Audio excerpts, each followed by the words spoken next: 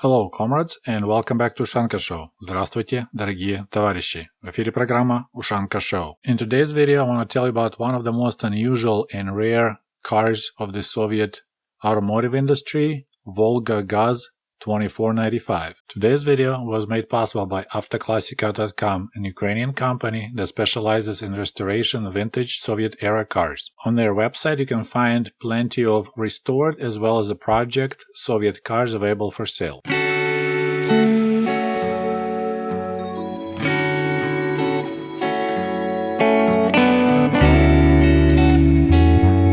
But before I begin the story about this unique, cool-looking Volga, let's take a quick look at the situation in the Soviet auto industry back in 1970s and early 1980s. The biggest, the most expensive, the most luxurious car in the Soviet Union was Gaz-13 Chaika, which means seagull.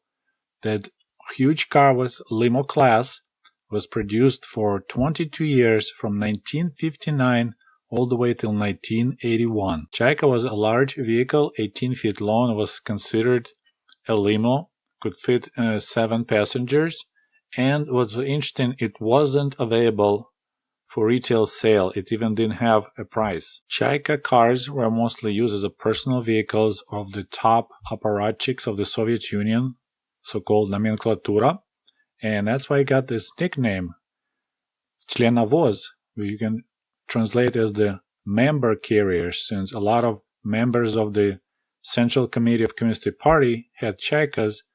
Regular folk were calling those cars member carriers, Chlenavozy or dick carriers. Some Chaikas were given to the Soviet tourist agency in Turist, and that's how the regular folk could rent them for their weddings. That was the coolest thing you could do, is to rent a Chaika for your wedding. Below Chaika we had Gaz-24 Volga, the car we're going to talk today.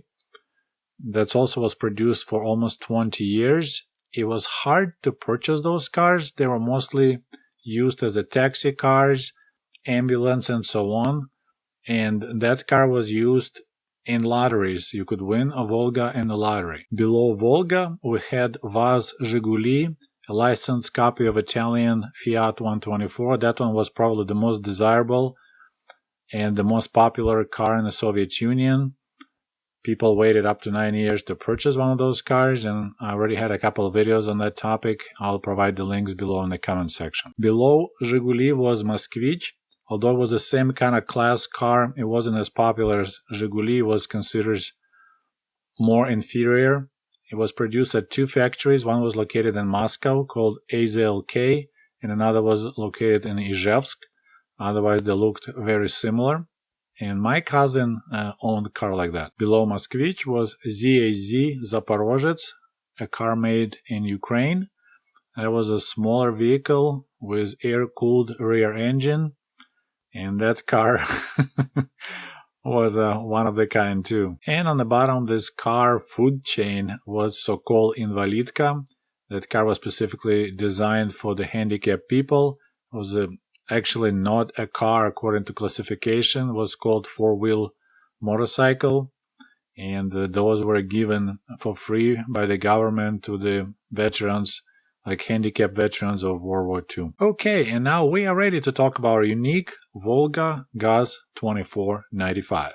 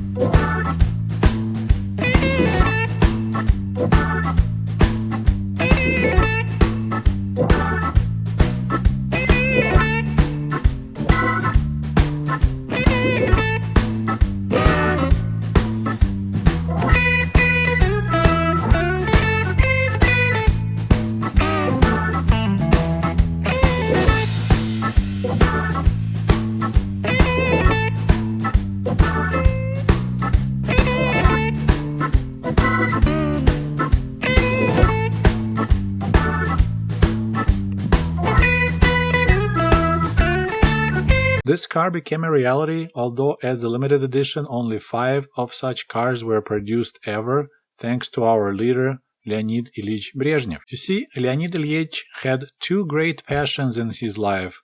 I don't count building socialism as a passion, but he loved fast cars and he loved hunting. And since going hunting involved going off-roading, regular Soviet cars, neither Chaika or Volga were suitable vehicles. Well, Soviet Union did have a decent off-road vehicle called UAZ-469. Our nickname was Bobik, but that was I won't call it sports utility vehicle. It was more military utility vehicle.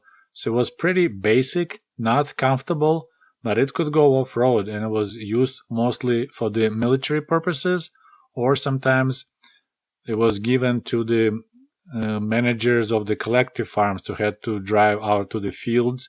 So that's why the Bobik was used. But apparently Leonid Brezhnev was a creature of comfort, and he didn't enjoy going hunting in this military vehicle. So the management of Gorky Car Factory, GAZ, received a request from Kremlin to see if it's possible to design a comfortable Volga car that they were manufacturing already, to design it in all-wheel drive capacity so Comrade Brezhnev can go hunting in comfort. Design of this car took just 1 year.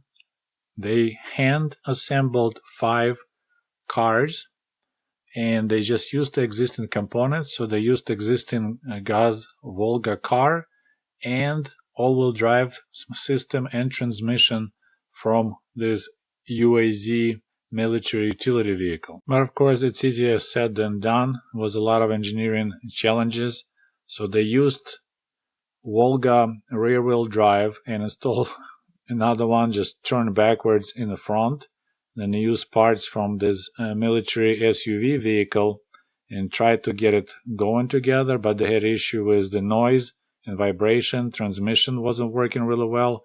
So they had a lot of struggles, and that's the reason why they produced only 5 of those cars, and that car never went into mass production. As I mentioned earlier, they hand-assembled 5 cars, one of which was sent to the hunting lodge in Zavidovo for Brezhnev, where it was used.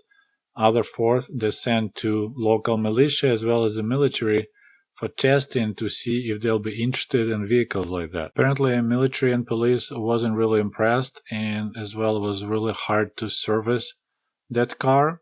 So it was decided to postpone the mass production till better days, which never arrived. Personally, I think Volga in all-wheel drive combination looks kind of goofy, but if they make Volga station wagon in all-wheel drive, then now we're talking. Now we're talking about the very first crossover vehicle built in the middle of 1970s. That Volga would beat 1981 AMC Eagle Sport Wagon by almost 10 years and would look almost as sweet. And that's the major difference. In America, the market tells car companies what it wants. In Soviet Russia, Communist Party tells you what it wants.